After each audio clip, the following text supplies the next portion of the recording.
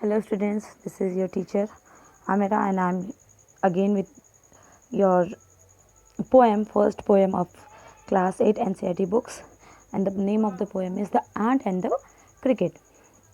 Now, a fable is a story often with animals as characters. They conveys a moral.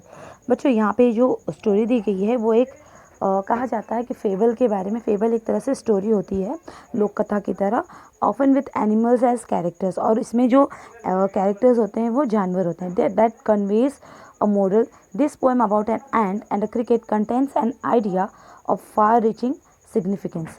यहाँ पर ये बताया गया है कि इस पोएम में जो एंट और क्रिकेट है वो एक आइडिया दे रहे हैं यानी कि फार रीचिंग सिग्निफिकेंस, जो कि हमारे लिए बहुत ही ज़रूरी है. Which is as true of a 4-leg cricket as of a 2-legged one.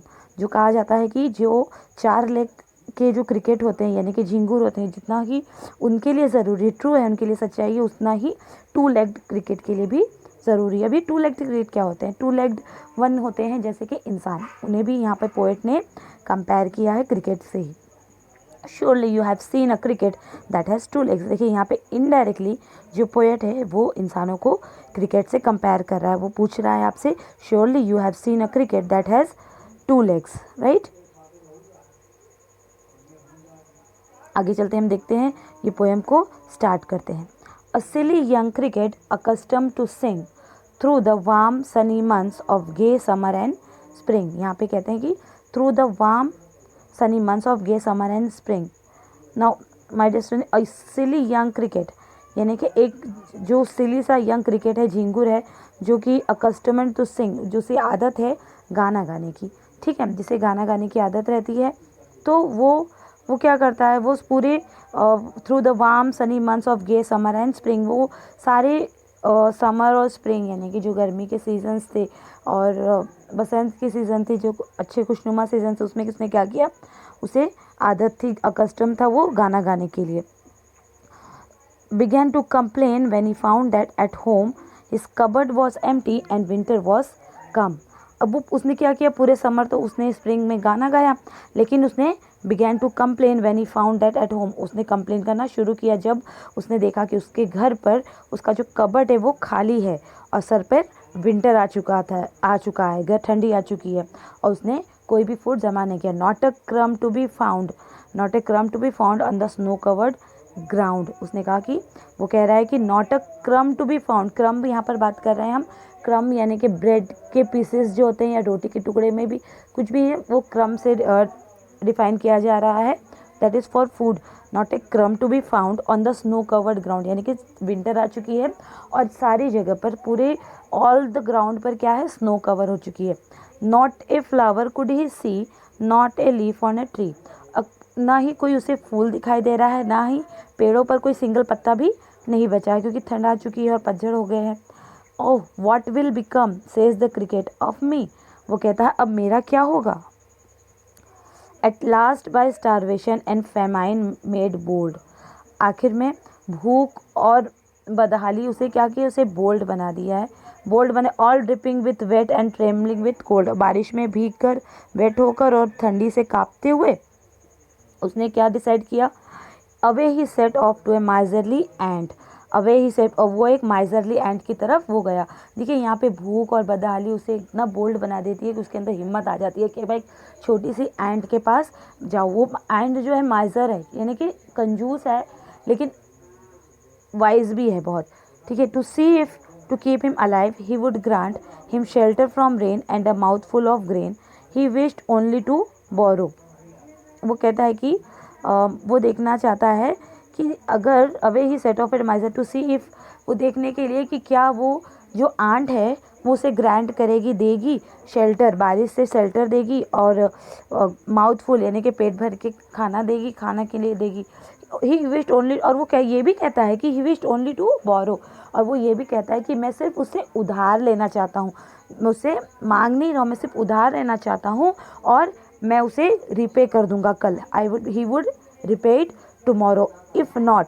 और ये भी वो अपने मन में सोचता है कि इफ़ नॉट, अगर वो एंट ने उसे नहीं दिया खाना और शेल्टर नहीं दिया तो he must die of starvation and sorrow, अगर नहीं दिया तो वो स्टारवेशन एंड सॉरो से मर जाएगा, दुख से और भूख से, है ना।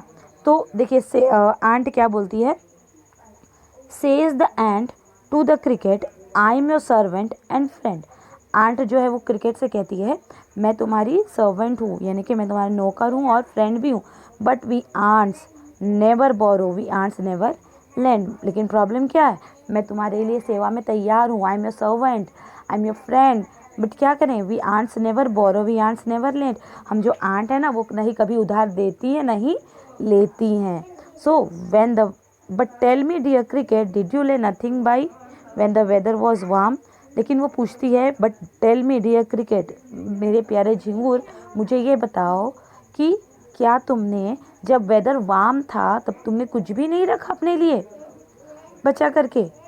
तो जो क्रिकेट था वो थोड़ा सा खिसिया जाता है, क्योंकि उसने जो डिमांड की थी, उसने जो बोरो करने के लिए डिमांड की थी, उसे ना मना कर दिया था आंट ने, ठीक है, उसने मना कर दिया था कि ना ही मैं लेंड करती हूँ ना ही बोरो करती हूँ।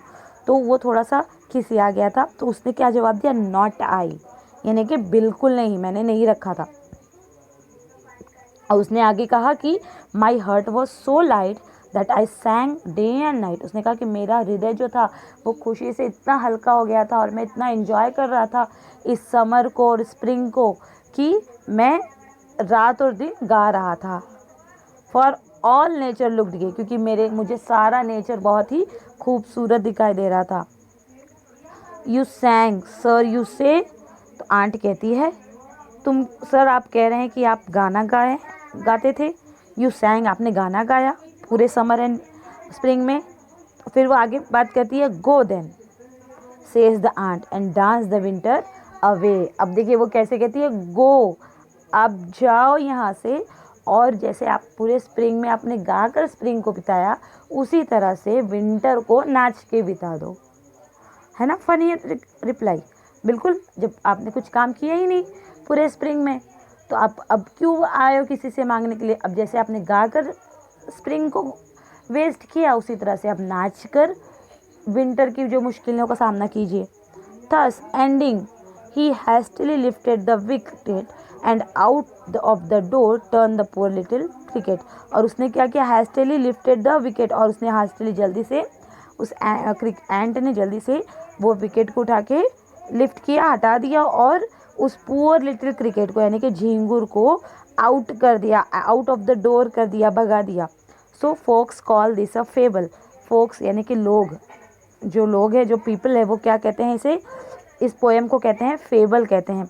और I will warrant it true, और पोएट कहता है कि मैं इस फेबल को वारंट देता हूँ, यानी कि गवाही देता हूँ, यानी कि पूरा मेरी वारंटी देता हूँ कि ये ट्रू है, ये सच है। सो और यहाँ पे आगे वो ये भी कहता है कि some crickets have 4 legs and some have 2। और यहाँ पे वो कंपेयर करके बता रहा है कि कुछ झींगुर ऐसे होते हैं जिनके 4 पैर होते हैं। यहाँ पे जो झींगुर की बात की गई है पोएम में, उसके 4 पैर है।